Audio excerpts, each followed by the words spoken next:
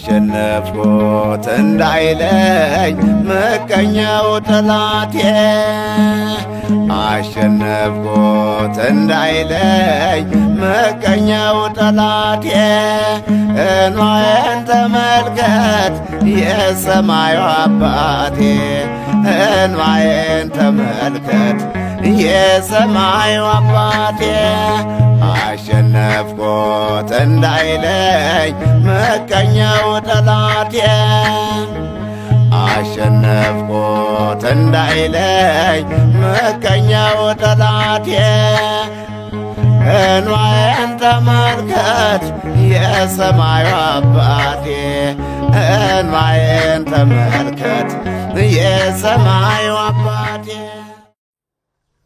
ዮሐንስ ወንጌል ምዕራፍ 5 ቁጥር 16 የጻፈውን ቃል አንስተን እናገራለን። ለኔም ፍቅሩ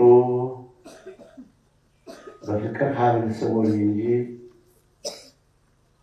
እሱን ስወድ እርሱ የሚወደውን መውደድ ያስገድዳልና ፈጣሪን ስወድ ፍጥረቱንም ማክበርና መውደድ ግዴታ ነው። እግዚአብሔርን የማይወዱ ሰዎች ናቸው ለሰውም የማይጨነቁ ለሰውም ግድ የሌላቸው። እግዚአብሔርን ማወቅ ታላቅ የፈጣሪም ለፍጡርም የፍቅር ሀብል ነው። ስለዚህ ፈጣሪን ስለምወድ ፍጥረቶችንም እንዲሁ በመውደድ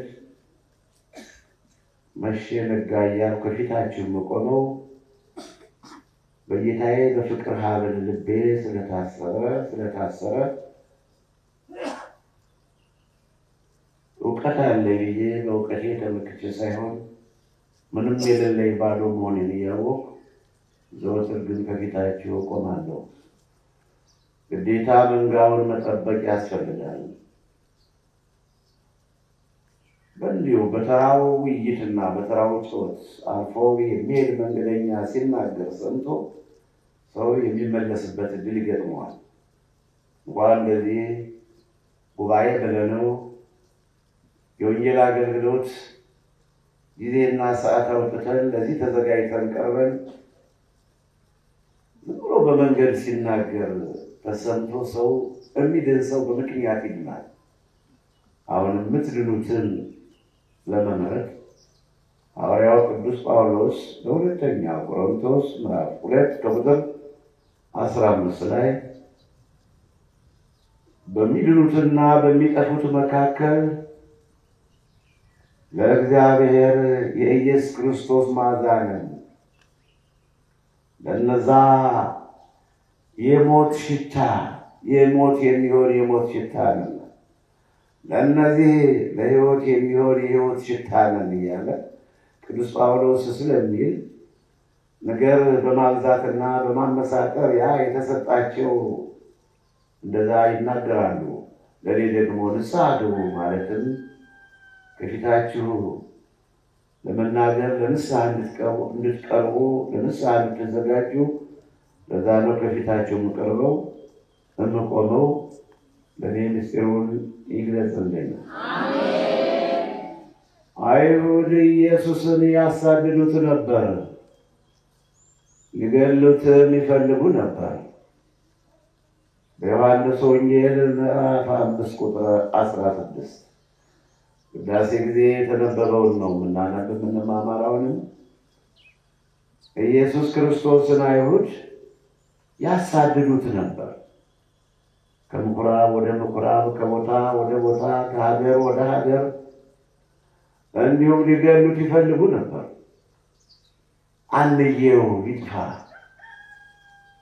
ለምን ይኖራል? ሁሉን የፈጠረ ጌታ የአብርሃምን የይስሐቅን የእስራኤልን አምላክ ሰማይና ምድርን በመሃል እጁ በመዳፉ ያዘ። ሌሊትና ቀን ክረምትና በጋን በወቅቱ በሰዓቱ የሚያፈራርቅ በአውሎ ነፋስና በወጀቡ መካከል መንገድ ያለውን የነገሥታት ንጉሥ የኃያላን ጌታ የሠራዊት አምላክ ነገሥታትን የሚያነግሥ ከላይ ያሉትን ደግሞ ወደ ታች የሚጥል የሚያወርድ ከፍ የሚያደርግና የሚያዋርድ ሰማይን በከዋክብት ያስጌጠውን ምድርን በልምላሜ በአረንጓዴ የሸፈነውን ተራራዎችን በአበባ ያስጌጠውን ምን አይነቱን ደካማ የሚያበረታውን ብርቱ ነኝ ጠንካራ ነኝ ከኔ በላይ ሰው የለም የሚለውን ደግሞ ደካማ የሚያደርገውን ሁሉን ማድረግ የሚችለውን ጌታ ያሳድዱት ነበር። የሰው ልጆች በተሰጠን የምንኖርባት ዘመን ሁሉ አቅማችን አናውቅም። አሁንም ቢሆን ይሄን ምክር አለመስማት ነው። ይሄን ምክር የሚጠቀምበት የሚሰማው ያው የመጻፍ ያለ መጻፍ ጉዳይ ይሆንና የማይነካ ሲያስነካን፣ የማይደፈር ሲያስደፍረን፣ የማይጨበጠው ሲያስጨብጠን ከአባታችን ከአዳም ከእናታችን ከሔዋን የወረስነው ሆነና የሚበላው መልካሙ ነገር በኤደን ገነት ሞልቶ የማይበላ እንደበሉ ሁሉ በይህች ምድር ላይ ተስማምተን ብንኖር ተስማምተን ብንሰራ ተስማምተን ብንበላ ጨርሰናት አንሄድም፣ እንጨርሳለን እንጂ የምናየውን ነገር ሁሉ ጨርሰን በልተን ተጠቅመንበት አንሄድም፣ ጥለነው መሄድ ብቻ ነው። ራቁቴን ከእናቴ ማኅፀን ወጣሁኝ፣ ራቁቴን ተመልሼ ወደ መቃብር ወርዳለሁ። እግዚአብሔር ሰጠ፣ እግዚአብሔር ነሳ ወሰደ፣ እግዚአብሔር እንደወደደ አደረገ። የሚሰጥም እሱ፣ የሚነሳም የሚነፍግም እሱ፣ የሚቀማም እሱ። ሰው በጥረቱ የት ይደርሳል? ቢሆንማ ኑሮ ስንትና ነበር። በሌሊቱ እንኳን እድሜ ስንት ነገር አየው። ብዙ ነገር ተስፋ ሲያስቆርጠን፣ ሲያሳዝነን፣ ሲያስለቅሰን ደግሞ እንዳልነበረ ሆኖ እናየዋለን። ዝም ብሎ ለእሱ ማመልከት ብቻ ነው። ይኸው ደግሞ ብዙ ሩጫ የማያስፈልገው እሱ በቃ ነገሮቹ ሁሉ ያስተካከላቸዋል። ስለዚህ በእውኑ ለእሱ የሚሳነው ነገር አለን? አይሁድ ኢየሱስ ክርስቶስን ያሳድዱት ነበር፣ ሊገድሉት ይፈልጉ ነበር። ዮሐንስ ወንጌል ምዕራፍ 5 ቁጥር 16 ላይ ለምን ይሆን የፈለጉት? ዮሐንስ ወንጌል ምዕራፍ 5 ከቁጥር 1 ላይ በቤተሳይዳ የእግዚአብሔር መልአክ በወረደ ጊዜ ውሃው ይናወጣል። ከዛም በተለያየ በሽታ የታመሙ በሽተኞች ሁሉ የእግዚአብሔር መልአክ ሲወርድ ቀደም ብለው ከሁሉ በፊት በመግባት ፈውስ ድነት ለማግኘት ከበሽታቸው ለመፈወስ ዙሪያውን በቤተሳይዳ የጸበል ቦታ ተኝተው በአድያም ዮርዳኖስ ወንቅሸት ቅዱስ ገብርኤል አንድነት ገዳም ከ94 ዓመተ ምህረት አንስቶ የሚገቡትን ስንቀበል እየዳነ ሲወጣ የሚገቡትን ስንቀበል ስናስተናግድ ስናገለግል እየዳነ እየመሰከረ ሲሄድ ከቀን ቀን እየበዛ እየተጠራቀመ እየበረከተ በመሄድ ተራራው ይሄ ተራራና ማዶ ተራራ በሰው እንደ ሮማን ፍሬ ተራራው ተጥለቅልቆ ነበር። እንግዲህ በዛች በቤተሳይዳ ብዙ በሽተኞች፣ ሽባዎች፣ አንካሳዎች፣ ማየት የተሳናቸው፣ ማሰብና መናገር፣ ድዳና ደንቆሮ መንፈስ ያደረባቸው ዙሪያውን ተኝተው ነበር። እንደኔ ሰው የሌላቸው ሰዎች በዛ ጊዜ ነው ከነዛ አንዱ 38 ዘመን ከዛ በፊትም ኖሯል። ከታመመ በኋላ ግን 38 ዘመን በበሽታ ሰውነቱ ደቆ ካልጋ ተጣብቆ የሚኖር መጻጉዕ የሚባል በሽተኛ ነበረ። ያ ሰው የእግዚአብሔር መልአክ ሲወርድ ውሃው ሲናወጥ ቀደም ብሎ ወስዶ የሚያስገባው ዘመድ ወገን ተቆርቋሪ በማጣቱ 38 ዘመን ያንድ ጎልማሳ ዕድሜ ወይም የሰው ግማሽ ዕድሜ ታሞ በበሽታ ሲሰቃይ ሲማቅቅ ሊቃነ ካህናቶች ሲያልፉ ሲያገድሙ እያዩት ባሰቡበትና ማዳንን ባለመቻላቸው የሰው መዘባበቻ ሆኖ ይኖር ነበር። ጌታችን መድኃኒታችን ኢየሱስ ክርስቶስ በመዋዕለ ስብከቱ ድንገት በቤተ ሳይዳ ያልፍ ነበር። ትኩር ብሎ ተመለከተና አልቀሰው። ልትድን ትወዳለህን አለው። በዮሐንስ ወንጌል ምዕራፍ 5 ቁጥር 6 ላይ አዎ ጌታ ሆይ ሰው የለኝም። የእግዚአብሔር መልአክ ሲወርድ ውሃው ሲናወጥ ቀደም ብሎ ወስዶ ከውሃው የሚነክረኝ ከጸበል ቦታው የሚነክረኝ የሚጥለኝ ሰው ወገን ዘመድ ተቆርቋሪ ስለሌለኝ 38 ዘመን በአልጋ ላይ ተጣብቄ እኖራለሁ። ሰው የለኝም እንጂ አዎ ጌታ ሆይ መዳን እወዳለሁ አለ። መዳን እየወደድን መጠቀም እየወደድን ማደግ እየወደድን በነፍሳችንም ሆነ በስጋችሁ በሰማያዊ ስራም ሆነ በምድራዊ ስራ ብዙ ተስፋ ብዙ ማድረግ ስንችል እድላችን ተቀብሮ የቀረበት ስንቶች ነን። ሰው በማጣት ተቆርቋሪ በማጣት ምክንያት ብዙ ተማሪ መማር ሲችል የሚያስተምረው ስለሌለ በከተማ መኪና የሚደረድቡት ሰው የሚሳደቡት የአእምሮ በሽተኞች ልብሳቸውን ጥለው የሚሄዱት ብዙዎቹም በቤተ ክርስቲያን ዙሪያ ቁጭ ብለው ሳንቲም እየለመኑ ዘመናቸው እንዲህ ለነፍሳቸው ለስጋቸው ሳይሆኑ በከንቱ ዘመናቸውን ያሳለፉ ሰው በማጣት ተቆርቋሪ በማጣት ምክንያት የሁለት ሀገር ስደተኛ ሆነው የሚሸኙ ብዙዎች ናቸው። ሰው የለኝም አለ መጻጉዕ። አንዴ ጌታችን መድኃኒታችን ኢየሱስ ክርስቶስ ዕለቱ ሰንበት ነበር፣ ቅዳሜ። አልጋን ተሸክመህ ሂድ አለው። ያ 38 ዘመን በአልጋ ተጣብቆ መነሳት መቀመጥ የማይችል በሽተኛ በጌታ በኢየሱስ ክርስቶስ ቃል አልጋውን ተሸክሞ ሄደ። በዚህ ጊዜ ነው እንግዲህ የተናደዱት፣ ለሞት የመከሩበት፣ መሰደዱን የፈለጉ ለምን ተወሰ ነው፣ ኃጢአት ተገኝቶበት አይደለም። እናስተውል ወገኖች። መቼም በዚህ ዓለም ላይ የምናየውን ነገር ሁሉ ማመዛዘን መልካም ነው።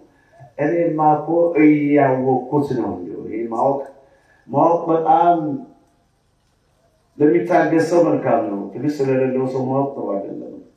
ስለማውቀው ነው ማንኛውም ነገር ሲሆን ከሕፃንነቴ ጀምሮ እንደው አውቀውና ተዋለሁ እንደተፈው ስለማውቀው ነው ብሎ ያለ እውቀት በሆነው ሁሉ አብሮ መተባበር ጥሩ አይመጣምና መተባበር አብሮ ክፉ ባልንጀርነት መልካሙን አመል ያጠፋል። በአንደኛ ቆሮንቶስ ምዕራፍ 15 ቁጥር 32 ክፉ ባልንጀርነት ባልተመረመረ ባልተጠና ባልታወቀ ነገር ገብቶ በስጋም በነፍስም ተጠያቂ ከመሆን ራስን ጠብቆ መኖር መልካም ነው።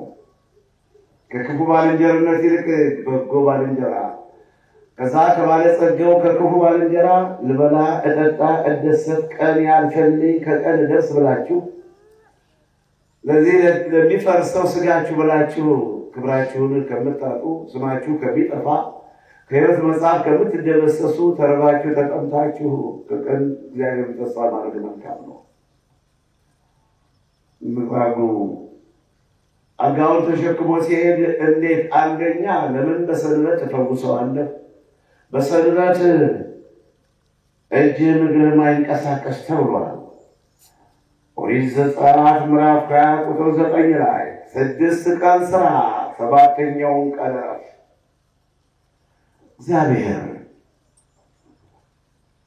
እግዚአብሔር ሰባተኛውን ቀን ከስራው ሁሉ አረፈበት። ሰባተኛውን ቀን ከሌሎቹ ቀናቶች ሁሉ ለየው፣ ባረከው፣ አከበረው። በሰባተኛው ቀን ከስራው አርፏልና። ቅዳሜ ዘፍጥረት ምዕራፍ 2 ቁጥር 1 ላይ ሰባተኛውን ቀን ባረከው። በሰንበት ቀን መስራት ክልክል ነው። ታዲያ እኒህ ግመልን የሚወጡ ግመል የማይጎረብጣቸው ግመል ትን የማይላቸው ትንኝን የሚያጠሩ ወንጌላዊ ማቴዎስ ወንጌል መንግሥት እንደጻፈው በማቴዎስ ወንጌል ምዕራፍ 23 ከቁጥር 24 ላይ እናንተ ግብዞች ጻፎችና ፈሪሳውያን ትንኝን ጥቂቷን ነገር ታጠራላችሁ፣ በሰንበት ፈወሰ ብላችሁ ሰው ትከሳላችሁ። ወንበዴውን በርባንን፣ ሽፍታውን፣ ወንበዴውን፣ ከተማ ያወከውን፣ ሕዝብ የገደለውን፣ ሰው ያስቸገረውን በርባንን ይፈታ ትላላችሁ። በማቴዎስ ወንጌል ምዕራፍ 27 ከቁጥር 18 ላይ በቅናት እንደያዙት ያውቃልና ማንን ልፍታላችሁ አላቸው። በርባንን ፍታልን አሉት ጲላጦስን። ኢየሱስ ይሰቀላል። አዎ ኃጢአት የሌለበት በዚህ ቦታ በዚህ ዓለም ላይ አይወደድም። መልካም የሚያስብ ሰው አይወደድም። ጥሩ ድል፣ ጥሩ አይምሮ፣ ጥሩ ጭንቅላት ያለው ሰው አይወደድም። ይበልጠናል፣ ያድግብናል፣ እንጣለው፣ እናጥፋው ነው። እንዲህ እየተባልን ከዚህ ደርሰናል። እንደውም እሱ ያውቅልናል። እውነተኛ ፈራጅ እግዚአብሔር እንዲህ የእሱን ፍርድ ማየት እንዴት ደስ ይላል ወገኖች! የእሱን ፍርድ ማየት በጣም ደስታ ነው። ሌላ ምን ስራ አለኝ? ስራዬ ፍርዱን ሳይ እውነት በመፍረዱ በጌታዬ ደስ ይለኛል። እግዚአብሔር ፍርድ በመፍረድ የታወቀ ነው ይላል መዝሙር 9 ቁጥር 16። እግዚአብሔር እውነተኛ ፍርድ በመፍረድ የታወቀ ነው። ዝም ብሎ ይመለከታል ለቀናት።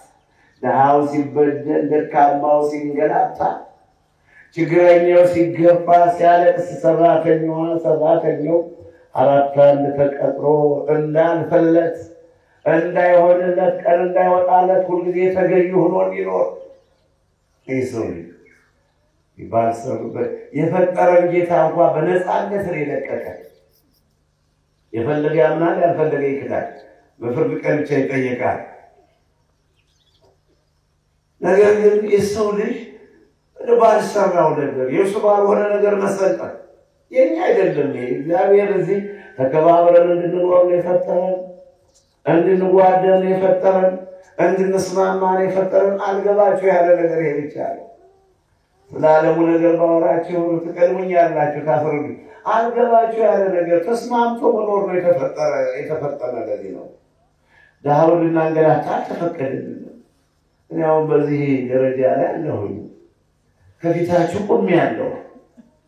የትላንት ማንነቴን ማሰብ ነው ያለው ወይስ ወደፊት አሁን ባለሁበት ደረጃ የማልሞት የማልሻር የማልቀየር መስሎኝ ድሃውን ማንገላታት? ከዚህ ሀገር መጣህ በሀገሩ፣ ድሃ ነህ በድህነቱ፣ ደካማ ነህ በደካማነቱ ማለት አይደለም። ከሆነማ ደካማውን ከፍ ከፍ እሱም ቀን ይውጣለት፣ ድሃውን ከፍ ከፍ ለእሱም ተራ ይድረሰው።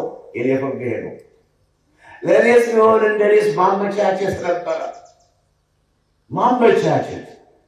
እኔም ቢሆን ከላይ ያለህና ያወርደኛል ብለህ አትፍራ። ነገር ግን ትክክለኛ ያንንም እንደምንም አድርጌ ማመቻቸት። እኔ ከላይ ያለውን አልነካ፣ ከታች ያሉትን ግን ለምን ከጋሪዎች ከበቅሎች አንስቶ ክብራቸው ተጠብቆ በስርዓቱ እንዲሰሩ ነው እኔ የምፈልግ። ዝንጀሮና ጦጣው በዱር ያሉ አራዊት እንደኔ ሲሆን ኑሮ ጻድቅ ሰው ስለ እንስሳቶችም ያወራል። መጽሐፈ ምሳሌ ምዕራፍ 12 ቁጥር 10 ላይ ከመጽሐፍ ጋር እያገናኘው ነው። እንዴት ጥሩ ትምህርት ጀምረ ወደ ታች አወረድከን እንዳትሉኝ፣ ጻድቅ ሰው ለእንስሳቶች ሁሉ ይራራል። ጻድቅ ከሆነ ርኅራኄ ነው። በአጠቃላይ ለእግዚአብሔር ለፈጠረው ፍጥረት ሁሉ ይራራል። ጻድቅ ከሆነ ደግነት ካለው፣ አመፀኛ ከሆነ ደግሞ ለምኑም አይራራም፣ ለምኑም ግድ የለውም። ለእርሱና ለእርሱ ለሆኑት ብቻ ለእርሱ እንደገና ለእርሱ ለሆኑት ብቻ ነው የሚራራው። አንድ ሁሉም ለራሱ ብቻ የሚያስብ ሰውም አለ፣ ካለ ራሱ ሌላ የማያውቅ አሁን ሰዓትን ስናየው የነሱ የሆኑት የሚያስቡ ሰዎች እናያለን። ይሄም ደግሞ የሰይጣን ስራ ነው። ለይቶ የራስን ለይቶ ይደግ ከፍ ይበል። ይሄም ኪሳራ ጥፋት ነው። ሰው የሆነው ሁሉ በሰው ማክበር፣ ሰው በመሆኑ ብቻ ማክበር፣ የሰው ደረጃ ማክበር በመጠበቅ ከዛ እንደ ድል ይውጣ፣ እንደ ትጋቱ፣ እንደ ጥንካሬው፣ እንደ ውሳኔው፣ እንደ ጥሉና እንዳላማው ይውጣ በእግዚአብሔር ፈቃድ። ለሰው እንደ ሯጮች በአንድ መስመር እንደሚሰለፉት በቃ ሁሉን አስተካክሎ መምራት ነው። አንዱን እየጨቆኑ፣ አንዱን እየረገጡ፣ አንዱን እያሰናከሉ አይሁድ ኢየሱስን ያሳድዱት ነበር። ርዕሳችን ይሄ ይህ መሳደድ አለማሳድ ያለ እኔ አስተምራችኋለሁ። በልባችሁ ያዙት፣ ለልጆቻችሁ አደራ ስጡልኝ። አሁን እናንተ ተጠቀሙበትም። ለምን ይህ እኩይ ክፉ ዘመን ነውና በእንዲህ አይነቱ ክፉ ዘመን እንዲህ አይነቱ ነገር አትሰሩበትም። ነገር ግን ይህ አይነት ነገር እንዲሁ ነበር ተብለን የምንነሳበት ወቅት ይመጣል። ጨለማ ነበር፣ አሁን ብርሃን ሆኗል። እንዲህ አይነት ነገር ደግሞ በጎ ሕሊና የሚታሰብበት፣ በጎ ሰዎች የሚነሱበት፣ በጎ ሰዎች ከወደቁበት በየመቃብራቸው መታሰቢያቸው የሚነገርበት ሰዓት ይመጣል። አሁን የእኩይ ዘመን ልባችሁ ለውጦት ገንዘብ እንጂ የሚያሳያችሁ ያውም የአመፅ ገንዘብ፣ የቅሚያ፣ የወንብድና፣ የማታለል፣ የማጭበርበር ገንዘብ። ሰርቶ መብላትማ ደግነት ነው። ሰርቶ ከበላ ራሱን የሚረዳ ምስጉን ነው ተብሎ ተጽፏል እኮ። ራሱን የሚረዳ ሰው ምስጉን ነው። መብላት አትከለከለም። አንድ እንጀራ መላ 10 እንደገና ሆድህ እንደቻለ በመብላት አትከለከለም። ነገር ግን ስርዓት አለው ለሁሉም ነገር። አይሁድ ኢየሱስን ያሳደዱት ነበር፣ ሊገሉት ይፈልጉት ነበር። ወንጌላዊ ዮሐንስ ወንጌል መንግሥት እንደጻፈው በዮሐንስ ወንጌል ምዕራፍ 5 ቁጥር 16 ላይ መጽሐፉ አልጋውን ተሸክሞ ከሄደ በኋላ 38 ዘመን በአልጋው ወድቆ መኖሩ ያሳዝናል፣ ያስጨንቃል። ለሀገርም ሸክም ነው። ይህ ሰው የሰው እጅ እያየ የሚበላ ነው ወይስ ሰው የሚበላ ነው? ጥሩ ነገር ወይም እንኳን አይረዱት፣ ደህየ የተቸገረ ብለው ልብስ አይጥሩለት፣ ጉርስ አይጥሩለት። የሰው እጅ ምዕመናን እጅ አይቶ ከሚኖር ሰርቶ ለሌለው ቢሰጥ በተነ፣ ለነዳያን ሰጠ፣ ጽድቁ ለዘላለም ይኖራል ተብሏል በመዝሙር 111 ቁጥር 9 ላይ። የሐዋርያው የቅዱስ ጳውሎስ መልእክት ሁለተኛ ቆሮንቶስ ምዕራፍ 9 ቁጥር 6፣ 7፣ 8 ላይ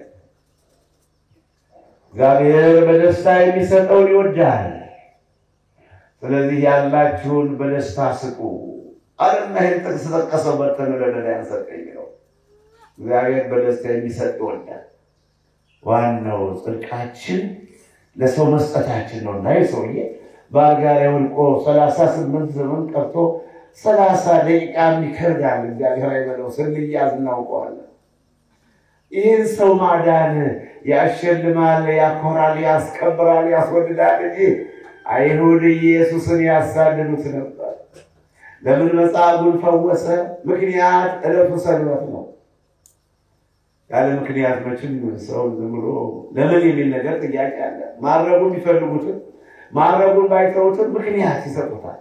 ማረጉን አይተውትም ምክንያቱም ባይኖር አሁን ማጥፋት የሚፈልጉትን ሁልጊዜ ወቅሸት የሚከሰሰው እንደው መጥፋቱ ስለተፈለገ ወቅቱ በወግ ባለች ቁጥር እያጣለፉ ይከሱታል። አዲስ ነገር በመጣ ቁጥር እያጣለፉ ይከሱታል። ትውልድ ሆይ የእግዚአብሔርን ቃል ተመልከቱ። ኤርምያስ ምዕራፍ 2 ቁጥር 30 የእግዚአብሔርን ቃል እናስተውል። ግፍ ነው በዚህ ዓለም ላይ ወቅሸት ምንም በቃ ቅዳሜ ስለሆነ ስለ ቅዳሜ ይከሱታል። ሐሙስ ከሆነ ስለ ሐሙስነቱ ይከሱታል። ልደት ከሆነ በልደትነቱ ይከሱታል። ጥምቀት ከሆነ በጥምቀትነቱ ይከሱታል። ጨለማ ከሆነ በጨለማነቱ፣ ቀን ከሆነ በቀነቱ ምክንያት ብቻ ነው። ወቅሸት በምን ይጥፋ? በቀጥታ ስርጭት ትምህርታችን የምትከታተሉ ትውልድ ሆይ ለምን ጊዜው ቢሆን በልባችሁ አኑሩት። እኔ ከእናንተ ወርቅና ብር አይደለም የምፈልገው፣ ነገር ግን ቃሌን ባደራ አስቀምጣለሁ። በፍርድ ቀን በእግዚአብሔር ፊት ታስረክቡኛላችሁ፣ ትሰጡኛላችሁ። በፍርድ ቀን ፈልገዋለሁ ግፌን፣ ወይም ደግሞ በዓለም ላይ የሚደረገውን ግፍ እናያለን። እንመለከታለንና ሁሉንም እያየን ማልቀስ አለብን። በዚህ ዓለም የሚደረገው እውነትን ፈልጉት፣ እውነትን ግዟት፣ አትሽጧት።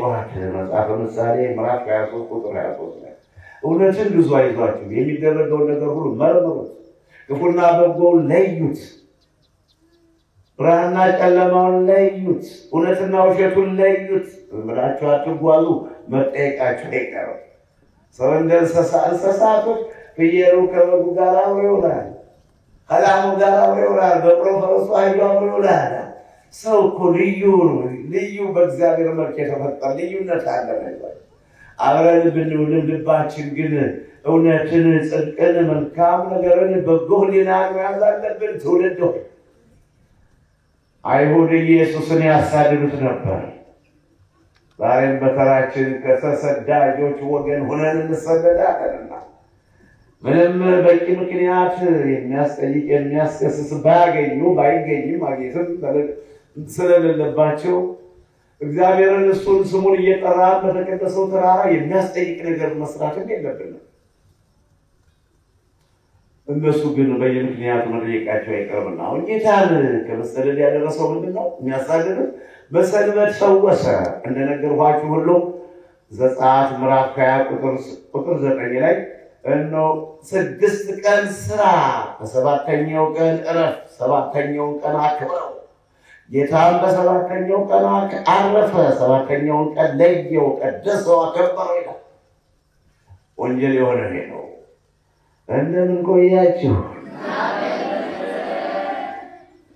የዕለቱ ትምህርታችን ይህን ይመስላል። ወንጌላዊው ማቴዎስ በወንጌል መንግሥት እንደጻፈው በማቴዎስ ወንጌል ምዕራፍ 12 ከቁጥር 9፣ 10፣ 11 ያነሰን ጌታችን መድኃኒታችን ኢየሱስ ክርስቶስ በመዋዕለ ስብከቱ እጁ የሰለለች አንድ በሽተኛ ሰው አየ። ወዳጆቹም ቃሉን ለማድመጥ ይከታተላሉ፣ አንደበቱን ለመስማት፣ ንግግሩን፣ መልኩን ለማየት። ጠላቶቹም አሳልፈው ለመስጠት አይለዩም። አሁንም በዚህ በቀጥታ ስርጭታችን በርካታ ሰዎች፣ በመቶ የሚቆጠሩ ሰዎች ያዩታል። በከፊል ጠላቶቻችን ይከታተላሉ። ምን ይናገር ይሆን ብለው ይከታተሉናል። መልካም ነው፣ ይከታተሉ። ወይ ድሉ ገጥሟቸው ይድኑ ይሆናል፣ ካለበለዚያም በመስማታቸው ይፈረድባቸዋል። ከሁለት አይነት አለ። እየሰሙ መልካም ባለመስራታቸው፣ በተማሩት ትምህርት ለውጥ ባለመለወጣቸው ይፈረድባቸዋል። እንዲድኑ ከሆነም ደግሞ አላበጀውም፣ አጥፍቻለሁ፣ ይሄን ሰው እያየሁት ቦታውንም ተመለከቱት፣ ግፍ ለምፈጽመው አላበጀውም ብለው ሳይበቃሉ የሚመለከተኝ ሁሉ እንኳን እዚህም ቁጭ ያላችሁ ሰዎች ሁላችሁ ከላይም ከታችም ያላችሁ ሁላችሁ ደግ አታስቡልኝ። እንደ ቆምኩኝ ፍርስርስ ደስ የሚለው ሰው ሞልቷል። እንደ ቆምኩኝ ፍርስርስ አቤት ልክ ሸክም የሆንኩባቸው ይመስል በትከሻዬ ላይ የተቀመጠው ሸክም የሆንኩባቸው ይመስል አረፈ ለሚሉ ይኖራሉ። በእኔ ምክንያት የሁሉ ነገር ግን አረፍን የሚሉ አሉ። ግራ መጋባት ነው። የሚናገሩትን አለማወቅ፣ የሚያስቡትን የሚናገሩትን አለማወቅ እንጂ እንከን የሌለ ሁኔታ ደስ ብሎኝ የምኖር ግን ብቻዬን ነው የገባሁት። ለአሰራሬ መረዳት የለውም። እግዚአብሔር ፈቅዶ ከዚህ አድርሶኛል። እንደወደዳችሁ መኖር ትችላላችሁ፣ መሄድ ትችላላችሁ። ስለዚህ የሚያስጨንቀኝ ብትወዱ ብትጠሉ ግድ የለኝም። ከማንም ምን አልተበደልኩም። በእግዚአብሔር ፈቃድ ነው ለዚህ አገልግሎት የበቃሁት። አያት ቅድመ አያት ወይም አክስት አጎት አላወረሰኝም። እግዚአብሔር በሰጠኝ ጸጋ አብረን እንብላ ብዬ ፈቅጃለሁ። አብሮ መብላት ይቻላል፣ መኖር የለብህም። ያ የራስ ጉዳይ ነው። አይሁድ ኢየሱስን ያሳድዱት ነበር። የማሳደድ ጉዳይ ያለ ነው፣ የማያቋርጥ ስለሆነ የተለየ ነበር ነው። በማቴዎስ ወንጌል ምዕራፍ 12 ቁጥር 9-10 ላይ 11 ያነሰነት ሽባ እጁ የሰለለች በሽተኛ አየና ትኩር ብሎ ይመለከታቸዋል። እነሱም ሊቃነ ካህናት ጻፎችና ፈሪሳውያን ትኩር ብለው ይመለከቱታል። ዕለቱ ሰንበት ነው። ይሄን ሰውዬ ሽባ ዛሬ ከፈወሰው እንከሰዋለን ብለው ገና በተስፋ ይጠባበቃሉ። ተስፋቸው ምንድነው? ማጥፋት፣ ማፍረስ፣ መግደል፣ መደብደብ። ተስፋቸው ሰውን ማሳሰብ ማሰፈት ተሳያለመጣ የተመቅደስ ያገለገሉ የመቅደስ አገልጋይ ሆኖ ሰውን የሰው ስም ማጥፋት አትደብልቀይቴ ነው እንደሆነ ይደብልቀኝ በፍጹም ቢሆን ማላምንበት ጉዳይ ከማይመስለኝ ነገር አልተባበረም ሲሆን መልካም ሰርቼ የማይሞት የማይቀበር ታሪክ አስቀምጬ አልፋለሁ ባይቻል ግን ከክፉ አልተባበረ ለምን ይየው ለምነው ነው ቋለው በእንተስ ማርያም ሶላሪ ታምላክ ነው ይለምን የማደረን አውቃለሁ መዋረድን አውቃለሁ ድህነትን አውቃለሁ መቸገርን መገፋትን መሰደድን መንገላታትን አውቃለሁ ደግሞ በክብር መቀመጥን አውቃለሁ አልፈልግም አልጠቀምበትም በክብር መቀመጥን አውቃለሁ አልፈልገውም እንዴ ክብር ለእግዚአብሔር ነው ለአምላክ ለሰራዊት ለኔ የሚጠበቀው መዋረድ መገፋት መታማት መሰደድ ስለሆነ መሳደድ ስለሆነ ስደት የሚለው ትርጉም እንዲህ ነው ወገኖቼ ሁላችንም ስደት ይሄንን ቃል በዚህ መድረክ ላይ በመስማታችን ብዙዎቹ እየገፉ ተቅያ ፈረሱ ትእዛዝ እየጣሱ ሰው ያንገላቱ አሳደዱን የሚሉ ሰዎች አሉ እንደዛ አይነቱ ስደት አይደለም ክፉን ሰው ማስተካከል የሚያስተካክል ግን ማሳደድ አይደለም ስደት ማለት አሁን አይሁድ ኢየሱስን አሳደዱት ስደት ማለት ይሄ ነው ደግ እሱ ጌታ በሰንበት ፈወሰው ያለ ምንም ምክንያት ሲሆን ነው ስደት የሚባል አሁን ሌባውን በልዩነቱ መቅጣት ይሄ ኃጢአት አይደለም ክፉንም በክፋትነቱ ተው ማለት ረብ ማለት ስላስንማማሩና ራስስ ከሰው ከጉባኤ መሃል ገስጹት መከሩት ይላል ይሁን ኃጢአት ማሳደድ ማለት እውነተኛነትን ነው ታማኝነትን ነው ካለምንም ያለምንም ኃጢአት ለፍርድ የሚያደርስ ነገር ሳይኖር ዝም ብሎ መልካም ሰራ ሰው ወደደው ሰው አከበረው ድነቱን አሸነፈ በሰው በእግዚአብሔርነት ታወቀ ብሎ በደግነቱ ማሳደድ ነው ማሳደድ ማለት ይሄ አይነቱ ሰው መንካት ማሳደድ ማለት ነው አይሁድ ኢየሱስን አሳደዱት ሊገሉት ሊፈልጉ ነበር የተባለው ወንጌል ዮሐንስ የጻፈው ስለዚህ ነው በሰንበት ፈወሰው ደግ በመስራቱ ለወይም በሽተኛው በመፈወሱ ይሰደድ ይቀጥልን ይሞትልና ይሄ ነው ማሳደድ ማለት እያየን መናገር ሊገባል ነገር ነው መናገር ነው መቼም ውሸት ካፋችን ተመላሳችን ውሸት ተጣውቋልና እያሳደዱ አሳደዱኝ እየካዱ ካዱ እያስቸገሩ አስቸገሩ ህግ የተላለፉ ህግ እንደሚጠብቅ ሰው ሆኖ በሰው ተራ መገኘትና በሰው ተራ ሰው የሚናገረው ነገር መናገር ይጥቅም የለው ይሄ ኃጢአትን የበለጠ ፍርድን ማጠንከር ይሆንባቸዋል አይሁድ ኢየሱስን ያሳድዱት ነበር ያንን ሽባ ሰው ያላቸው ልባቸውን አየ አሁን የሰይፈውሰዋልና ተሎ ብለን እንይዘዋለን እንከሰዋለን ለምን ሰንበትን ሻር እንላለን እያሉ ሲወመጁ አየና ወገኖች ሆይ በሰንበት መልካም ማድረግ የተፈቀደ ወይስ ክፉ ማድረግ መግደል የተፈቀደ ወይስ ማዳን ነው በሰንበት መልሳሰጡት ምን መልሳላቸው የሚጠይቅማ ቢገኝ ምን መልስ ነበር አሁን እኮ ጠያቂ ስለጠፋ ነው በአሁኑ ሰዓት አሁን ነው እንጂ ጠያቂ ነው ምን መልስ ሊሰጡት አልፈለጉም ያን ጊዜ ከሰው መካከል ተነስቶ እንዲቆም ተነሳለ ያነሰው አንተ ሰው ተነስና ቁም አለ እጁንም ፈወሰው አዳነው በቃ ይክሰሱ ሰው ዳነ ብሎ መክሰስ ካለ ይክሰሱ ምን ዓለም ሁሉ በዳነልኝና ስለ ዓለሙ በተከሰስኩ መከሰስ ቀርቶ በተቆራረጥኩኝ ኮኖ ዓለም ሁሉ በያልጋ ወድቆ አሁን ከናታቸው ማህፀን ከወጡ ጀምሮ 3 አመት 7 አመት 10 አመት 17 አመት 20 አመት ባልጋ ላይ በዚህ ምድሜ የዓለሙን ሁኔታ ወጣው ወርደው በግራቸው ጨብጠው ረግጠው በእጃቸው ወይም ደግሞ አይነ ስውሮች ባይናቸው የዓለምን ምንነት አይተው የማያውቁ ሰዎች አሉ ከናታቸው ማህፀን ከተወለዱ ወይም ደግሞ ከግማሽ እድሜ በኋላ ወይም በ3 አመት በ7 አመት በ40 አመት እንደ አይነት ችግር ይወደቅ እኔን ማዳን እኔን አድኖ ቢቻል ለነዚህ መሞት ምን ችግር አለው ተክቶ ማለፍ እኮ ነው ተክቶ ማለፍ እስከመቼ ነው የምንኖረው ሳይሰራ ሲሞት ይልሰው ምንም ሳይሰራ እንደሰረቀ እንደቀጠፈ እንዳጨረበረ እንዳታለለ ሳይበለው ይሞታል አቤት አለመታደል! ብቻ ፍርድ መኖሩ መልካም ነው። በሰማይ ፍርድ መኖሩ መልካም ነው እንጂ አለዛ የዚህ ዓለም ነገርማ ተስፋ ያስቆርጥ ነበር።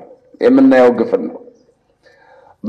ምናለም ሁሉ በዳነ እንደው እግዚአብሔር ከደዌ ሥጋ ኮቪድ-19 በጠፋልን፣ ካንሰሩ በጠፋልን፣ በድግምት የተተበተበው መሬቱ አላበቅል ያለው በረቱ ተጠርጎ ስንትም ቦሳ የሚፈነጭበት ሜዳ ሁሉ በድግምት በመተት ላሙ፣ በሬው፣ በጉ፣ ከብቶች፣ መሬቱ፣ ስንዴው፣ አተሩ፣ ባቄላው በረከት አልባ በውሃው ዶቄቱ እንጀራው ባትሎ ምነው ሁሉም በተስተካከለና ለዚያስ በሞትኩለት ዝም ብዬ እንኳን ሞታለሁ ሞት አይቀርም እና እስኪ የሚያደርጉትን አለና እጅህን አንሳለው ያሽባ የነበረ ሰውዬ እጁ እንደነበረ ሆነለትና ያን ያውንም ደግሞ እነሱ አይሁድ ኢየሱስን ያሳድዱት ነበር። በሰንበት ፈወሰ እያሉ ይቆጥራሉ፣ የተፈወሰውን ይቆጥራሉ። ኧረ እንደው ሁላችሁ ዳኑና ሁላችሁ ተቆጠሩልኝ። እኔስ ግድ የለም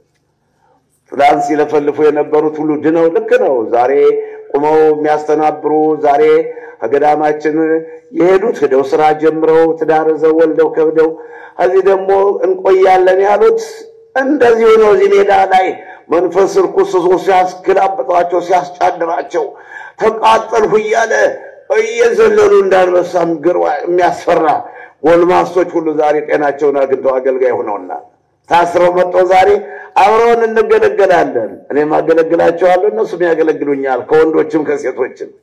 አዲያም ዮርዳኖስ ወንቅሸት ቅዱስ ገብርኤል አንድነት ገዳም እናት አባት የጠላቸውን ዘመድ ወገን ያሳደዳቸውን የትዳር ጓደኛ የካዳቸውን ወረታቸው የጠፋ ከብቶች ያለቁባቸው መሬታቸው አላበቅል ያለ መረሻ ያጡትን ተስፋ የቆረጡትን ቦታቸውን እየለመኑ ቀን የሚጠብቁትን ሁሉ እንደገና ስራኝ እንደገና አዲያም ዮርዳኖስ ወንቅሸት ቅዱስ ገብርኤል አንድነት ገዳም ይሄ ነው ዋናው። ለምናኔ ያሳስበኝ ወገኔ ሲድን ለማየት ብቻ ነው። እኔም ከእናንተ ጋር አብሬ ለመዳን ደሃው መነኩሴ፣ በሽተኛው መነኩሴ፣ ደካማው መነኩሴ፣ ስደተኛው መነኩሴ አብሬ ከስደተኞች ጋር አብሬ ግፍን እየተቀበልኩኝ በመዳናችሁ ደስ ይለኛል። አይሁድ ኢየሱስን ያሳድዱት ነበር፣ ሊገሉት ይፈልጉ ነበር። ፈጣሪን ጌታን አዳኝን ገዳይን ማዳን መግደል የሚችለውን ጌታ እኛንም ማፋዳ ቢጫወቱ ግን ምን አለ ችግር የለውም። እኛም የተጠራንበት ለዚህ ስለሆነ የተጠራችሁበት ለዚህ ነውና ክርስቶስ ደግሞ ምሳሌ ትቶላችሁ ስለእናንተ መከራን ተቀበለ ይላልና የተጻፈው ይሄ ነውና በአንደኛ ጴጥሮስ ምዕራፍ 2 ቁጥር 21 ላይ የተጠራንበት መከራ ለመቀበል ነው። ለቆያቸው ወገኖቼ ማቴዎስ ምዕራፍ 12 ከቁጥር 9 10 11 12 ያቆረበሩ ትምህርቴን ያቋረጡት ሽባ ሆነን እጅን አንሳለው ፈወሰው። በዚህ ምክንያት በምን እንቃለው ሰንበት ይሻላል አሳልፈን እንስጠው እያሉ ይመክሩበት ነበር። ይሄ የቆሙት አይደል? ወንጌል ሉቃስ ወንጌልን ስንጻፈው ሉቃስ ወንጌል ምዕራፍ 14 ከቁጥር 1 እስከ 6 ድረስ ጌታችን መድኃኒታችን ኢየሱስ ክርስቶስ ሆዱ የተነፋ ሰው አየ። ሆዱ የተነፋ በሽተኛ አመጡለት። ያንን ሆዱ የተነፋ በሽተኛ አሁንም ቅዳሜ ነበር ቀኑ። እንግዲህ ሰንበት ስለሆነ ስለሌለ ሰው ይሰበሰባል። ዛሬ ሰንበት ስለሆነ የተሰበሰባቸው በዛን ሰዓት ደግሞ ቅዳሜ ቀን ነው ሰው የሚሰበሰበው። ጌታ በመካከላቸው ደግሞ በምኩራብ ሲያስተምሩ ሆዱ የተነፋ በሽተኛ ሰው መጥቶ ጌታችን መድኃኒታችን ኢየሱስ ክርስቶስን ያንን ሆዱ የተነፋ ሰው ፈወሰው፣ አዳነው። እንደ ማንኛውም ሰው ሆነ። ክብር ይመስገን። አሁንም ያድነን ጌታ አሜን። ተስፋ የለንም በውስጥም በውጭም በሩቅም በቅርብም የፈተናና የግፍ ሰዎች ነን። አቤቱ ግፋችን ይመልከት የሰማይ አምላክ እውነተኛው ፈራጅ ሰው ፊት አይቶ የማያዳላ ዳና ሀብታም የማይለይ ሕያው አምላክ ግፋችን ይመልከት እና እንደ ማንኛውም ሰው ሆነ። በሽተኛው ተፈወሰ። አሁንም ሰንበት ነበር ቀኑና ያጎረመረሙ ነበር። አይሁድ ያጉረመርማሉ ሊቃነ ካህናት ጌታ ዛሬም ደግሞ ይህንን ፈወሰው በምን አነሳስተን እንሰራው እያሉ ደግሞ ምክንያት ይፈጥሩበት ነበርና እንዲያ ጌታችን መድኃኒታችን ኢየሱስ ክርስቶስ እናንተ ልባችሁ ከማመን የደነዘዘ ለምሳሌ ከእናንተ መካከል በሬ ያለው ወይም አህያ ያለው በግ ያለው ሰው በሬ ወይም አህያው በጉ ተንከባሎ ገደል ቢገባ በሰንበት ቀን አታወጡትም እንዴ? በሬውን ታወጣዋለህ አንተ በሬ ቢሰበር ገደል ቢገባ በጉን ታወጣዋለህ። ይሄም የአብርሃም ልጅ ነውና መዳን ይገባዋል አለ ጌታ ኢየሱስ ክርስቶስ። አሁንም የአብርሃም ልጆች ናቸውና ብሎ ያለንን ጌታ ሽባነታችን እጃችን ሽባ፣ አይናችን ሽባ፣ ልባችን ሽባ። አቤት አቤት እንዴት በደለን እንዴት በደለን! ጉልበታችን ደካማ፣ እጃችን ደካማ፣ ልባችን ደካማ፣ ማሰባችን በጎ ህሊናችን የተማጠቀብን አቤት እንዴት ከምኑ ደበለቀኝና ከምኑ ደበለቀኝ በእውነት በጎ አስበን በጎ ሰርተን በጎ ታሪክ አስቀምጠን ወደ ጽዮን ተራራ ለፍርድ ቀን ከጌታ ፊት መቅረብ ሲገባል ለትውልዱም ደግሞ ትውልድ ታሪክ አይቀበርምና የማይሞት ታሪክ ሰርተን ማለት ሲገባል ደነዘዝነ ተኛነ። ከእንቅልፍ የምትነሱበት ይላል ሐዋርያው ቅዱስ ጳውሎስ። ከእንቅልፍ የምትነሱበት እንደደረሰ ዘመኑን እወቁት። ከእንቅልፍ የምትነሱበት ዘመን ሮሜ ምዕራፍ 13 ቁጥር 10 ላይ ዘመኑን እወቁት። ያመንበት ጊዜ መዳናችን አሁን በውሸት ቀርቧልና መዳናችን በምንማረው ትምህርት ወንጌል አገልግሎት በገዳሙ ቃል ኪዳን ክፉዎችን በክፋታቸው እርኩሱም ይርከስ አለ። ዮሐንስ ምዕራፍ 22 ቁጥር 11 ላይ እርኩሱም ይርከስ። አዎ ተውልለው ማይደረስ ኃጢአተኛው እርኩሱም ይርከስ፣ ኃጢአተኛውም ኃጢአቱን ይስራ፣ ጻድቁም ይጽደቅ፣ ቅዱሱም ይቀደስ። መልካም ክፉውንም ብናስተምረው ሸይን ይቀጥላል። ሐዋርያው ወንጌላዊ ዮሐንስ እርኩሱም ይርከስ፣ መቼም አይመለስ፣ መቼም ንስሐ አይገባ፣ መቼም አይመለስ። ሁልጊዜ የሰው አዝመራ እንደተመለከተ፣ ሁልጊዜ የሰው ተክል እንደተመለከተ፣ ሁልጊዜ የሰው ፍሬ እንደማጠጠ እንዳባቱ እንደዛ እንዳዳም የማይታዘዘውን የማይፈቀደውን ልብላ ልጠጣ እንዳለ እርኩሱም ይርከስ። በሰው ሀብት የሰለጠነው በሰው ትከሻ የሚቀማጠለው እርኩሱም ይርከስ፣ ኃጢአተኛውም ኃጢአቱን ይቀጥል፣ ጻድቁም ይጽደቅ፣ ቅዱሱም ቅድስናውን ይቀጥልበት አለ። ሮሜ ማለት ራይ ማለት ነው። 22 ከቁጥር 11 ላይ እንዲህ ከመሆን እንግዲህ ደግ ስራ ሰርተን ለመግለጫ አብቃንላችኋል። እንደምን ቆያችሁ? እንደምን አላችሁ? ወንጌላዊ ዮሐንስ በወንጌለ መንግሥት እንደጻፈው በዮሐንስ ወንጌል ምዕራፍ 9 ቁጥር 14 15 16 እስከ 20 ከእናቱ ማኅፀን ዓይነ ስውር ሆኖ የተወለደ ሰው ነበረ። ታዲያ በዛ ሰው ምክንያት እንዲሁ ዕለቱ የዳነበት ሰንበት ስለነበር በሰንበት ፈወሰ ብለው ስራ ፈተው ሊቃነ ካህናት ስራ ትተው አሬም ስራ እንደ ጉዳላሉ ዝም ብለው ያለው ከእናቱ ማኅፀን ሆኖ የተወለደ ነው። ቤተ መቅደስ ደጃፍ ቁጭ ብሎ ሳንቲም የሚለምን ሰው ነው። ካህናቶችን ሊቃነ ካህናትን እየገፉት በካባቸው በመቋሚያቸው እየገፉት እየመቱት የሚሄድ ድሃ ሰው ነው። ሰው የሌለው ሰው ነው። እጹብ ድንቅ ግፋችን የሰማይ አምላክ ሆይ ግፋችን ተመልከት። ሰማያት ሆይ ስሙ፣ እኔም እናገራለሁ፣ ምድርም የአፌን ቃሎች ትስማ። ዘዳግም ምዕራፍ 32 ቁጥር 1 ላይ ኢሳይያስ ምዕራፍ 1 ከቁጥር 2 ላይ ሰማያት ሆይ ስሙ፣ ግፋችን ምድርም ሰማዩም ይጻፈው ይመዝግበው። መላእክትም ደቂቀ አዳምም እንጨቱም ድንጋዩም ምድርም የቆሙባት ተመዝግበው ግፋችን። እንደምን ቆያችሁ? ዓይነ ስውር ነው። ከእናቱ ማኅፀን ነው። ከእናቱ ማኅፀን ከጨለማ ወደ ጨለማ ነው የተሸጋገረ። ብርሃን ፀሐይን አይቷት አያውቅም። ታዲያ ምራቅ ተፍቶ ጭቃ ቀብቶ ግድና በሰሊሆም መጠመቂያ ተጠመቃ ጌታ ኢየሱስ ክርስቶስ እያየ ተመላለሰ። በዚህ ጊዜ ሊቃነ ካህናት ጥርሳቸውን አንዲጣበጩ፣ ከንፈራቸውን ነከሱ። እንዴት ሰውዬ ይፈወሳል? ዕለቱ ሰንበት ነው። ይሄንን የፈወሰውን ሰውዬ ማጥፋት አለብን። በዕለቱ በመካከል አብረው ባለመኖራቸው አንደኛ ይህ ሰው ከእናቱ ማኅፀን ዕውር ነበረ የሚል ጥያቄ መጣባቸው። መጀመሪያ ዕውርነቱን እናጠናቅ እንወጣለን። ያን ጊዜ የወላጆች ሰብሰብ አደረጉና እናንተ ሰዎች ይህ ሰው ለመሆኑ ዕውር ሆኖ ተወልዷል አሉ። አዎ እኛ ዕውር ሆኖ መወለዱን እናውቃለን። ልጃችን ነው፣ ልጃችን መሆኑን አንክድም።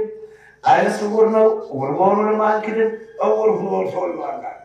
አሁንም ሊያዋጧቸው ፈለጉ። ታዲያ ማን ነው እንደገና ዓይኑን ያበራለት? ማን ነው ዓይን የፈጠረ? ማን ነው ግንባሩ ላይ ዓይን የሳለለት? አይ አልሸሹ። ለምን? አይሁድ ጌታችን ኢየሱስ ክርስቶስ አዳነ፣ ፈወሰ። ጌታችን ኢየሱስ ክርስቶስ ብሎ ስሙንም የሚጠራ ሰው ቤቱ የጠራኝ ሜልሲያ እንዲሆን ታዘው ነበር። እንኳን ዓይነ ስውሩን አበራ ብለው ለምስጋና ሊያቀርቡት ቀርቶ ኢየሱስ ክርስቶስ ብሎ የሚያምንና ስሙን የሚጠራ ሁሉ በአይሁድ ዘንድ እንዲሰደድ ስደት ማለት ይሄ ነው። ስደት ማለት ለምን ኢየሱስ ክርስቶስ ብሎ ስሙን ጠራ ይሰደድ። ይሄ ስደት ማለት እያሳደዱ አሳደዱኝ፣ ሰውን እየገፉ አሳደዱኝ። ይሄ አማርኛ ለእንዲህ አይነት ሰዎች አይመጥናቸው። አሳዳጅ አሳደዱኝ ማለት አይችልም። የሚሰደድ ሰው ነው የሚገፋ። ስለ ጽድቅ፣ ስለ ወንጌል፣ ስለ ጌታዬ ስለ ኢየሱስ ክርስቶስ ግብን የሚቀበል ሰው ነው አሳደዱኝ ማለት የሚገባ። በጁማያ ይዘንናት ነው ክፋት እየሰሩ አሳደዱኝ ይባል። ክፉማ ስራውን የሚያሳድደው አይደለም ወገን፣ ክፉ ስራውን የሚያሳድደው፣ ተንኮለኛ ስራውን የሚያሳድደው፣ ሌባ ቀጣፊ ወንበዴ ስራውን የሚያሳድደው። ተሳደደ የሚባል ግን ጻድቅ በጽድቁ በመልካም ስራው ሲሳደድ ሲፈናቀል ሲንገላታና ሲገፋ እንደወጥሽት ተራራውን ዝቅ ሸለቆውን ከፍ አድርገን አለቱን ከስሰን ድንጋዩን ወደ መሬት ቀብረን ተራራውን በችግኝ አለምልመን ምድረገነት አስመስለን ሳለ ስማችን ሲያጠፉት ይሆናል። አሁንም እኮ ስማችን የሚያጠፉት አልመሆኑ አሁንም እንዲህ ነው የሚያርፉልን ይመስላችሁ እናንተ ለጥላችሁ በተገኙ ጠላት እንቅልፍ የለውም ስለኛ እንደምን ቆያችሁ? አይሁድ ኢየሱስን ያሳድዱት ነበር። እንዲህ ነው እንማማርበት የት ነበር ነው? ዮሐንስ ወንጌል ምዕራፍ 9 ቁጥር 14 15 16 እያለ ነበር የምንነጋገር። አሁን የዓይነ ስውሩን እናትና አባት አቀረቡና ይህ ሰው ዓይነ ስውር ነው አምነውላቸዋል። ታዲያ ማን አዳነው? ዋናው ጥያቄ የሚፈልጉት ይሄ ነው። የመዳን ያለመዳኑ ሳይሆን ያዳነው እንደሚፈልጉት ማን አዳነው ንገሩን። አይ አሁን እነዛ ሰዎች ደግሞ ፈርተዋልና ቤታቸው እንዳይቃጠል ሰዎች እንዳይሳደዱ ስለፈሩ እኛ ሙሉ ሰው ነው መናገር ይችላል። ዓይነ ነበር ችግር የነበረበት ዓይኑም አይቷል። ወደቀሩ ሌላው አካሉ ሙሉ ስለሆነ ራሱን ጠይቆታል። ለምን ጌታ ኢየሱስ ክርስቶስ ነው ቢሉ ጌታቸው እንዳይቃጠል እንዳይሳደዱ ፈርተዋል። ሙሉ ሰው ነው ጠይቆታል። ብዙዎች ደግሞ አለ ቁጥር 16 ላይ ከኔ ጋር ናቸው ወገኖቼ።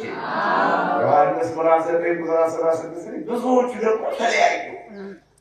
ይህ ሰውዬማ ኃጢአተኛ ቢሆን ኑሮ ያዝልኝ፣ ትውልድ ሆይ ያዝልኝ። ይሄን ነገር ኃጢአተኛማ ቢሆን ኑሮ ዕውር ያበራ ነበር እንዴ? ኧረ እንደው ግራ ተጋባ ትውልድ ሆይ። ኧረ የራስህን ኑሮ መመራመር ሲያቅትህ በሰው ኑሮ እየገባችሁ አወዳደቃችሁ አይባል። ምንድን ነበር ያሉት? አይሁድ እኮ ተከራከሩ። ሶስታቸው ልዩነት ፈጠሩ። አንዱ ነው ጌታን ለመስቀል ለመግረፍ ለመስለብ እንዲታሰር እንዲወገር እንዲከሰስ እያሉ ሲመክሩ ነገር ግን አሉ አንዳንዱ ሰው ኃጢአተኛ ቢሆን እኮ ኑሮ የዕውር ዓይን ማብራት አይችልም ነበር። ዓለም ከተፈጠረ ጀምሮ ኃጢአተኛ የሰው ዓይን ያበራል። ዓለም ከተፈጠረ ጀምሮ የሰው ዓይን የሚያበራው ዕውራኖች እንዲያዩ፣ አንካሳውን እንዲዝል፣ ሙታን እንዲነሱ ታሪክ የሚሰራ የእግዚአብሔር መንፈስ ያደረበት ነው። ኃጢአት የሌለበት ሰው ነው። ታዲያ አንተ ኃጢአተኛ ብትለኝ አንተ እንዳልክ አይሆንም። አንቺ እግዚአብሔር ነው የሰራዊት ጌታ እግዚአብሔር የሚያጠቀም እንዲቆጥም እግዚአብሔር ከእኛ ጋር ከሆነ ማን ይቃወመናል? ሮሜ ምዕራፍ 8 ቁጥር 30 ላይ ካለ በኋላ ቅዱስ ጳውሎስ ምንድን ያለ? የሚያጸድቅ እግዚአብሔር ነው፣ የሚኮንንም እግዚአብሔር ነው። ይህና እናንተ ድርሻ የለንም። በሐሰት እጅን እያወጣ ብትመሰክር ለዚህ ዓለም ለዚህ ለመሬታዊ በየቁጥቋጦ እየመከረ ጥያቄ ብትፈጥር በጠየቀው ጥያቄ ትገረፋለህ እንጂ የሚመጣ ነገር የለም። እግዚአብሔር የመረጠው እግዚአብሔር ከእኛ ጋር ከሆነ ማን ይቃወመናል?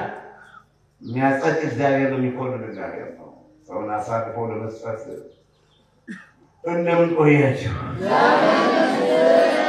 ቁጥር 16 ላይ ደረስነው። ቁጥር 16 ምንድን ነበር? አዎ ኃጢአተኛ ሰው በዓለም ላይ እስካሁን ዓለም ከተፈጠረ ጀምሮ ኃጢአተኛ ሰው ዓይን ሲያበራ ነው። የማይሰማው ጆሮም አልከፈተም። ሌላውን ሊናገር አላረገም። ሙታን አላነሱም ኃጢአተኞች። ነገር ግን ይህ ሰው ጻድቅ ቢሆን ነው ይሄንን ሰው ዓይኑን ያበራው። ተከፋፈሉ፣ ግማሹ ያን ጊዜ ያንን ዓይነ ስውሩን አቀረበና ዓይኑ የተከፈተለት አንተ ሰው ማን የፈወሰ? እንዴት ፈወሰ? አይ ምራቅ ተፋ፣ ጭቃውን ለውሶ ግንባሬን ቀባ፣ ግንና በሰኔው መጠመቂያ ተጠመቃ አለኝ። ስመለስ እያየሁ ተመለሱ። እንኩት ምን ይምጣት? አሳደድከኝ፣ አለቀልከኝ። ታዲያ አይሁድ ምን አሉ መሰላችሁ? አው ገረማቸው። እሱ ምን ያህል እኔ ታዲያ ዓይነ ስውሩን እንዲህ ዓለም ሁሉ እየገፋኝ ሲሄድ ለዚህ አበቃኝ። ይህ ሰው ጻድቅ ስለሆነ አድኖኛል። ዓለም ከተፈጠረ ጀምሮ ይህ ውራንን ዓይን የሚያበራ ኃጢአተኛ የለም ማለት አመሰከረባቸው። አንተ ደግሞ ደቀ መዝሙር ልትሆን ፈልገሃል አሉት። እንዲህ ባባሉ ነበር። እንደምን ቆያችሁ? እኛስ የሙሴ ደቀ መዛሙርቶች ነን ይላሉ። ሲቀማጠሉ ይሽሩበታል። መልካም ስራ የላቸው፣ ነገር ግን አፋቸው እኛ የሙሴ ደቀ መዛሙርቶች ነን ይሉናል። የሙሴን ስርዓትና ሕግ ይፈጽሙ እንዲህ የሚፈጽሙባቸዋል። በማቴዎስ ወንጌል ምዕራፍ 23 ቁጥር 1 እስከ 4 ድረስ ጻፎችና ፈሪሳውያን በሙሴ ወንበር ተቀምጠዋል። ይቀመጡ እንጂ የነገሯችሁን ሁሉ አድርጉት፣ የሚነግሯችሁን የሚያስተምሯችሁን ሁሉ አድርጉት። ይሁን እንጂ እየተናገሩ አይፈጽሙትምና እንደነሱ አትሁኑ። የሙሴ ደቀ መዛሙርቶች ነን ይላሉ፣ አይፈጽሙትም። ውሸታቸው ቀሚሳቸውን ያስረዝማሉ፣ በጸሎት ማስረዘም የመበለት የባልቴቶችን እንጀራ ይበላሉ። ይሄ ነው ስራቸው። እንግዲህ ወደ እርሳችን መለስ ብለን እንጨርሰው። እንደምን ቆያችሁ? አዎ ሰንበት ነው። የሐዋርያት ሥራ ምዕራፍ 8 ቁጥር 1 ላይ ቅዱስ እስጢፋኖስ በሞተ ጊዜ በቤተ ክርስቲያን ላይ ሁሉ ታላቅ ስደት ሆነ። ስለ ስደት ነው ማሰባቸው። ያ ጊዜ ይላልና ወንጌላዊ ሉቃስ እንደጻፈው ሳውል ክርስቲያኖችን ከቤታቸው እየገባ ሳውል የተባለው ጳውሎስ ከቤት እየገባ ክርስቲያኖችን እየመዘዘ ያወጣቸው ነበር ይላል። ምዕራፍ 8 ቁጥር 1 እና 2-3 ላይ ሳውል ራሱ ጳውሎስ ቤት ውስጥ እየገባ ከጓዳቸው እየገባ ክርስቲያኖችን እየወጣ ያሳድዳቸው ነበር። ከአሳዳጆች አብሮ ተባባሪ ነበር ጳውሎስ። አቤት ጉድ! ለመመለስ ያውቃችሁ። እሱ ተመለሰ። እናንተ ገብታችሁ ሰርጋችሁ እንዳትቀሩ ብዙ ግራና ቀኙን የማያውቅ ሰው አለ። ክፋት ካሰባችሁ እንጸድቃለን አትበሉ። ቁም ነገር ልንገር፣ ክፋት አይታሰብም። ልባችሁ በጎና ነው። ክፋት ስታስቡ በጎ እየመሰላችሁ ነው ወይ? ማጥፋት፣ ማፍረስ፣ መበተን፣ መቀማት፣ መዝረፍ፣ ማታለል፣ ማጭበርበር፣ በሰው ድል መግባት፣ በሰው ሀብት መግባት፣ ድግምት፣ መተት፣ መግደል፣ መዝረፍ፣ ደም ማፍሰስ፣ ደንበር ማፍረስ፣ ማሳኖር፣ ይህ ሁሉ ወደ ጠንቋይ ነህ። ይህ ሁሉ እኮ ኃጢአት ነው። ይህን የሚያደርጉ ሰዎች ወደ እግዚአብሔር መንግሥት አይገቡም። ገብታችኋል ወይ? አላገባችሁም? እንግዲህ እጃችሁ እሳት ነው አቀረብኩ። እጅን ወደ ወደደው የመላርገኝ መዳን አልፈልግም ካላችሁ እነሆ አይሁድ ኢየሱስ ክርስቶስን ያሳድዱት ነበር። ርዕሳችን ነው። ሳውል ሳውል ለምን ታሳድደኛለህ? ሳውል የተባለው ጳውሎስ ከኢየሩሳሌም ሊቃነ ካህናት ክርስቲያኖችን ለማሳደድ ቤተክርስቲያን ለማፍረስ ማህተም ተቀብሎ ሕጋዊ ማህተም ለማፍረስና ለመደብደብ ወደ ሶርያ ዋና ከተማ ወደ ደማስቆ ጉዞ ጀመረ። ተከታዮቹን አስከትሎ ያን ጊዜ ነው እንግዲህ ጉዞ የመጣ። ድንገት ከሰማይ ታላቅ ነጸብራቅ በረቀበት። ሳኦልም ከመሬት ላይ ወደቀ። የማይወድቅ ጠንካራ የለም። ብረትም ይዝጋል፣ እንጨቱም ምስጥ ይበላዋል፣ ወይራውም የግንዱ ያረጃል። የወይራው ግድግዳ ይላል ገበሬው ሲፈክር። የወይራው ግድግዳ ማለት የብረቱ ምሰሶ ይላል ጠንካራነቱ ሲገልጽ ነው። ነገር ግን ማያረጅ የለምና ሳኦል በእውነት ጀግና፣ ደፋር፣ ቆራጥ በሙሉ ላላሰበበት ነገር ሞት የማይፈራ ጀግና ነበር። ያን ጊዜ ከሰማይ ታላቅ ብልጭታ ብልጭ አለበት ማለት ነው። እንደወደቀም ሳኦል ሳኦል ለምን ታሳድደኛለህ? ኢየሱስ ክርስቶስን ያሳድዱት ነበር አለ። ጌታ ሆይ አንተን ማሳደድህ እኔ ማሳደድህ አንተ ማነህ? እንደወደቀ መሬት ላይ ከደማስቆ መንገድ ላይ ወድቆ የደማስቆ መንገደኛ መሬት ላይ ወድቆ አንተ ማነህ ጌታዬ ሆይ እኔ ማሳደድህ አንተ ማነህ? ኧረ ማንነትህን ንገረኝ። አንተ የምታሳድደኝ እኔ ናዝሬቱ ኢየሱስ ክርስቶስ ነኝ። የመውጊያውን ብረት ብትረግጥ ለአንተ ይብስብሃል፣ የሚብስብህ አንተ ነው። ገብቶሃል? የሚብስብሽ አንቺ ነው፣ የሚብስብህ አንተ ነው። ለኔ እንዳይመስልህ። ኃጢአታችሁ ክፋታችሁ ይፈንጩብን፣ እያደጉ ይፈንጩብን፣ ግድ የለም እየዳሩ እነሱብን። የትኛውም አቅጣጫ ምን አለ በግቢ እነሱብን። እውነተኛ ፈራጅ አምላክ አለ። አንጠርጥረው በታተንከን በታተንከን። ይህን ተስፋ አድርጌ ነው እንጂ በእውነት ነገሮቹ ሁሉ ትክክል ናቸው እንዳይመስላችሁ። ውጭ ሀገር ሳለን ከሀገሬ በከተማ ሳልኖር ጫካ ገዳም የገባሁት የፈለገ ይምጣ ብዬ በነፍሴ ጨክኛል። እግዚአብሔር እስከጠበቀ ይጠብቀኛል። ካልሆነ ምንጊዜም ከእናት ወድ ገባ ከእናት ወድ ጭንጋፍ ሆኖ የሚወጣ ሞልቷል እንጂ እውነት ነገር ሁሉ ጥሩ ነው። አካሄዱ በስርዓቱ ይካሄዳል አይደለም። እግዚአብሔር ወክልና ብዬ ነው። ሳኦል ለምን ታሳድደኛለህ? እነሆ ማሳደድህ አንተ ማነህ? አንተ የምታሳድደኝ እኔ ናዝሬቱ ኢየሱስ ክርስቶስ ነኝ። የመውጊያውን ብረት ብትረግጠው ለራስህ ይብስሃል። የት ላይ ነበርነ? ለራስህ ይብስሃል፣ ለራስህ ይብስሻል፣ ለራሳችሁ ይብሳችኋል። አሁን ቅዱስ ገብርኤል የሚሆነው ነገር የለም። አንድ ጊዜ ተተክሏል። አብ ያልተከለ ሁሉ ይወድቃል፣ አብ የተከለውን ማን ይነቅለዋልና? በማቴዎስ ወንጌል ምዕራፍ 15 ቁጥር 13 ላይ አብ የተከለውን ማንም አይነቅለውም። እና ምን እንዳደርግ ትፈልጋለህ አለ ቅዱስ ጳውሎስ። ጌታ ሆይ ምን እንዳደርግ ነው የምትፈልግ? ምን ላድርግ? ያን ጊዜ እንዲህ አለ፣ ሂድ፣ አሁንም መንገድህን አልከለክልህም፣ ሂድ ወደ ደማስቆ፣ ወደ ሶርያ ዋና ከተማ ወደ ደማስቆ ግባ። ከዛም የምታደርገውን የሚነግርህ ሰው ተዘጋጅቷል። የእግዚአብሔር መንፈስ ወደ ሐናንያ የሚባል ደቀ መዝሙር ነበር። ወደ ሐናንያ ሄደና ሐናንያ ሆይ እነሆ አሁን ሳኦል የሚባል ከጠርሴስ ወገን የሆነ ይመጣል፣ እጅህን ጫንበት፣ እርሱ ታላቅ ሰው ነውና። አረ ጌታ ሆይ ደግሞ በራእይ እኮ ነው ደቀ መዝሙር ሐናንያ።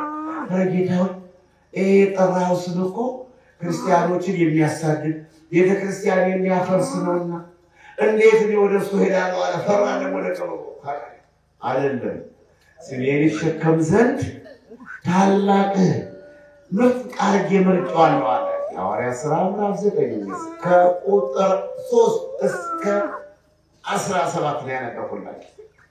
ያን ጊዜ ቅዱስ ጳውሎስ ወደ ደማስቆ ሄደ።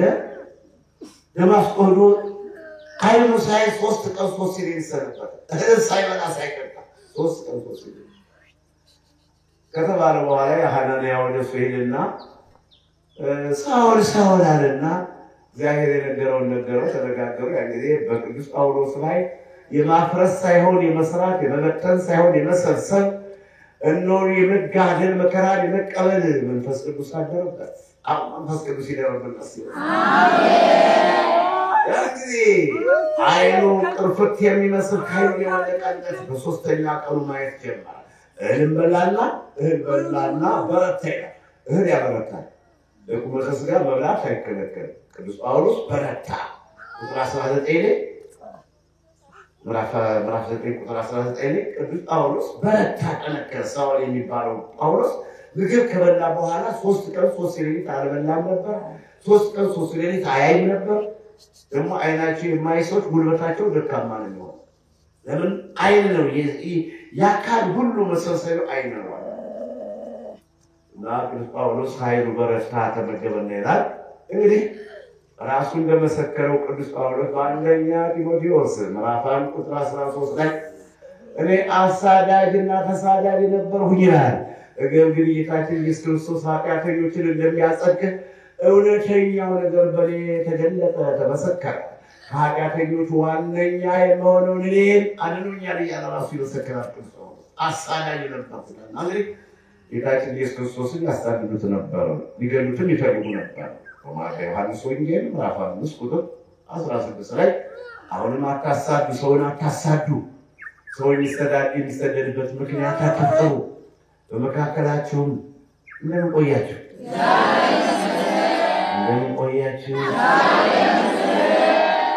ይህ ምቀኝነት እጅባኔ እንዴት አርጎ ፈጠረኝ።